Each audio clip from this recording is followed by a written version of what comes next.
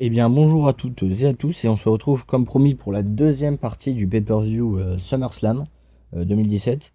Donc là, on attaque tout de suite avec vraiment. Là, c'est la deuxième partie. C'était vraiment que des matchs de ouf, à part un, mais ça, je vous en parlerai le moment venu. Mais là, franchement, Dean Ambrose et Seth Rollins qui arrivent à prendre les titres de Cesaro et Sheamus, un match épique. Vraiment, il était énorme. Mais rien qu'après, je suis peut-être pas forcément objectif, vu que j'attends le retour du Shield avec impatience. Et là, de les voir les deux ensemble, mais c'était vraiment parfait, quoi. Il y a rien à dire. Moi, j'aimerais bien qu'il soit, qu'ils aient un match pour le titre Seth Rollins et Dean Ambrose contre les Hardy Boys. Là, pour moi, ce serait le match tag team parfait. Mais là, franchement, c'était un très très bon match. Alors, petit bémol, mais là, c'est pas du tout de leur faute. C'est ces fils de pute qui sont dans le public américain, qui vraiment, c'est inutile de faire ça. C'est stupide, en fait. Ça sert vraiment à rien. Faut être con pour ne pas profiter de ça, alors que quand tu l'as, tu te dis, enfin, t'es quand même à SummerSlam. C'est quand même l'un des plus grands shows de l'histoire de la WWE. Et là, toi, t'es en train de jouer au beach volley. C'est vraiment n'importe quoi. Heureusement que Cesaro, il est arrivé, il a dit, Marcel, à bout de la balle. Il a fait, oh Marcel, ramène la balle. Et après, paf, il a tout fait péter. Bah, heureusement, parce que là, et c'était vraiment un manque de respect vis-à-vis des catcheurs. C'est honteux, c'est vraiment honteux. Il devrait payer au moins une amende. Au moins. Et encore, là, c'est gentil. Franchement, c'est n'importe quoi de faire ça. Mais sinon, un très bon match. Ambrose, toujours aussi bon. Sheamus, il m'a un peu surpris parce que j'avoue que je suis pas fan de Sheamus. Mais il a été plutôt bon. Cesaro, j'ai bien aimé aussi. Quand il a fait son uppercut dans sa manchette.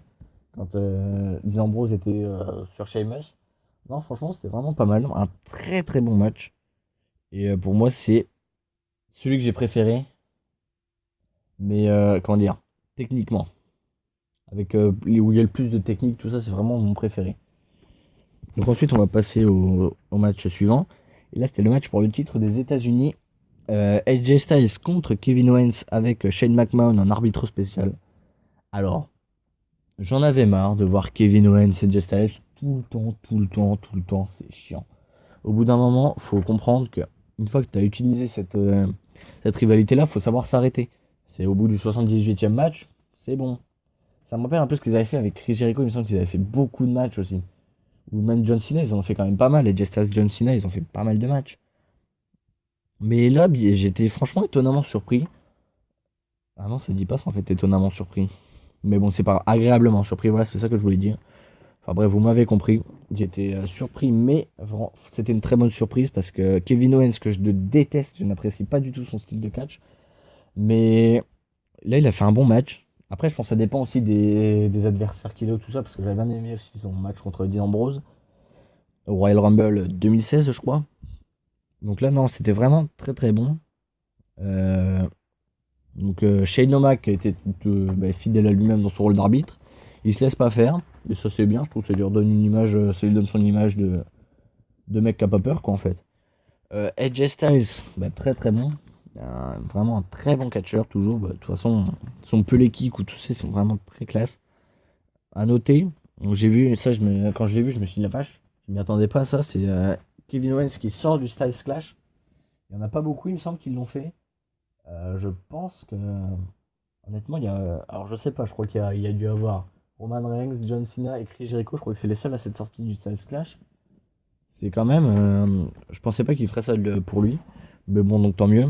Après, alors je vais vous dire, spoiler de SmackDown, il y a eu un rematch encore. Enfin, c'est vraiment. Ça devient long. J'espère qu'ils vont plus faire ça. Mais c'était vraiment très très bon. En tout cas, je suis vraiment très content de ce match-là. Donc là, ensuite, on va passer aux deux pay-per-view. Enfin, aux deux main events du pay-per-view. Et là, franchement, voilà. Jinder Mahal contre Shinsuke Nakamura. Alors, j'adore Shinsuke Nakamura. Mais je déteste Jinder Mahal. Je n'en peux plus de lui. Je n'en peux plus. Ce mec, il est nul. Mais vraiment nul. C'est-à-dire qu'il y a des catcheurs, vous dites, tiens, lui, il est un moyen. Mais non, lui, il est nul. Il n'y a même pas à discuter. Il est mauvais. Ses matchs, c'est toujours les mêmes. Mais vraiment toujours les mêmes. Et les gens qui critiquaient, j'ai vu des gens qui critiquaient le surpush de Roman Reigns. et qu'après ils disent que Jinder Mahal c'est normal qu'il soit là. Au bout d'un moment, c'est un peu dommage quoi. À la limite qu'ils mettent champion US, pourquoi pas? Alors, en plus, ça aurait pu coller avec son image, il aurait pu avoir un bon truc avec son rôle d'Indien. Et là, juste parce qu'ils veulent vendre des trucs en Inde, ils nous mettent lui là. Oh là là là là. C'est nul, il est mauvais, je n'en peux plus. C'est fin de match. C'est toujours, oh là là, son adversaire, il prend le dessus. Là, il y a les deux glands là qui arrivent sur le côté, ils interviennent. Du coup, après, il fait son The Calas et après, il gagne. Ouh là là, c'était inattendu. Je n'en peux plus. Il faut qu'il perde son titre. Il faut qu'il refasse un Money in the Bank. Je sais pas, ils en font 15 s'ils veulent. Ils mettent 15 Mister Money in the Bank. Je veux qu'il perde son titre. J'en ai marre de lui. Je veux juste qu'il perde en fait. Il est nul. Il m'énerve. Et c'est pas parce qu'il gagne pas ses matchs tout seul. Parce que ça, c'est du catch. C'est scénarisé, c'est pas de sa faute. Mais lui, j'accroche pas son personnage. Il a pas de personnage en fait. C'est ça son problème. Il lui manque du charisme. Par exemple, Rollins, qui lui ne gagnait pas non plus ses matchs tout seul, quand il était en heal avec l'autorité, il avait un personnage. Il avait du charisme. Il avait fait quelque chose avant. Il avait quand même été champion tag team avec Roman Reigns. Bon, il était Mister Money in the Bank. C'était pas personne non plus. Il avait une super rivalité avec Ambrose, tout ça, c'était vraiment parfait. Lui, il a une rivalité avec personne. Il a gagné rien. Il est nul. Il ne sert à rien. Cet homme, il faut pas le virer non plus. Faut pas déconner, mais remettez-le. Vous auriez pu le mettre dans le kick-off. Non mais faire ça avec la ceinture qui est censée représenter la WWE, c'est pas une bonne image. Quand on voit qu'ils mettent ça, franchement, alors qu'il y a des bons catcheurs comme Sami Zayn ou tout ça qui n'ont pas touché un seul titre, c'est vraiment. C'est pas cool quoi de faire ça. Vous auriez pas dû, les mecs. Si jamais il y a des officiels de WWE qui me regardent, même si j'avoue que j'y crois moyen, ben faites-le perdre tout simplement. Faites-le perdre même contre Pierre-Paul Jacques, là. Je sais plus comment il s'appelle, le Québécois qui était à Raw contre Brock Lesnar. Même lui, je suis sûr, il sera un champion plus crédible. Bon, bah. Bon, je vais arrêter après parce que je vais devenir vraiment vulgaire. Ça va pas vous plaire. Donc, on va passer tout de suite au vrai main event. Et là, par contre, un bonheur. Un main event de folie. C'était vraiment un match que j'attendais. Mais j'attendais vraiment. C'était toute la soirée, je me demandais que ce match-là, il allait. Parce qu'ils sont quand même forts à WWE pour gâcher des bons gros matchs. Je me rappelle notamment de Brock Lesnar, Dean Ambrose, où ça promettait d'être un gros match de fou. Et au final, c'était nul. Ou un Dean Ambrose, Baron Corbin, c'était pas hyper ouf non plus. Là, par contre, franchement, Roman Reigns, Samoa Joe, Brock Lesnar et Braun Strowman dans un même ring, c'est énorme. C'est un match de destruction pure. C'était un truc de ouf. Ça partait dans tous les sens. Il n'y a quasiment pas eu de flottement. Malgré pourtant les gros gabarits, il y a pas de technicien là-dedans. Même si Samoa Joe, il est très bon techniquement, attention. Mais c'est pas des high flyers, quoi, ça se voit. Et ben franchement, c'était un match parfait. Le petit truc vraiment, c'est que ils auraient pas dû faire sortir Lesnar aussitôt. S'ils l'avaient fait partir genre 5 minutes plus tard, là, j'aurais pu à la limite penser que il reviendrait pas ou pas à temps. Mais quand je l'ai vu partir aussitôt, c'était sûr qu'il allait revenir et qu'il allait même pourquoi pas gagner. C'était un peu, je trouve qu'ils ont spoilé un peu en faisant ça, mais vraiment un très gros match. Ils ont tous eu un bon gros moment de gloire. Après, j'aurais bien aimé aussi revoir un peu plus la confrontation Samoa Joe Braun Strowman. Ça, à mon avis, ça peut être un putain de match, mais vraiment, ça mériterait même un match pour le titre universel. Vraiment un truc de malade ce match. Braun Strowman, alors ça j'ai noté Braun Strowman très dominateur, franchement. C'est lui qui a quasiment tout fait dans le match. Il a été vraiment très très bon. Alors que pourtant j'aime pas Strowman, mais vraiment là, quand le fait que ce soit lui qui envoie le champion universel quand même sur civière, hein, il le fait partir sur civière.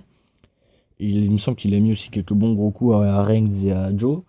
Non, c'était vraiment un match de folie. J'ai adoré ce match-là. Pour moi, c'est le match de l'année. Il n'y a pas à dire. Il est vraiment incroyable.